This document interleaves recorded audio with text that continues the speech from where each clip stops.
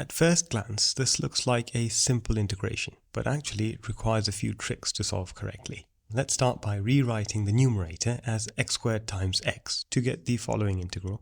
Note that some might be tempted to expand the denominator, but that really complicates things. Instead, we can use the substitution u equals to x squared plus 1, because the derivative of x squared is in the integral. Now there are other substitutions which also work quite nicely with this problem.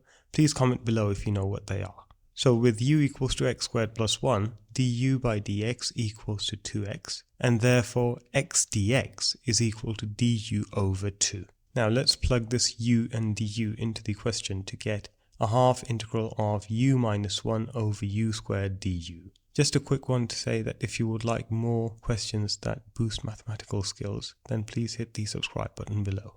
We can split the fraction inside the integral as 1 over u minus 1 over u squared, and we know that the integral of 1 over u equals to natural log of u, and for 1 over u squared, which is u to the minus 2, we can use the classic power rule to give us minus 1 over u. And finally, we can sub u equals to x squared plus 1 back in to get a half of natural log of modulus of x squared plus 1 over x squared plus 1 plus c, which is your answer.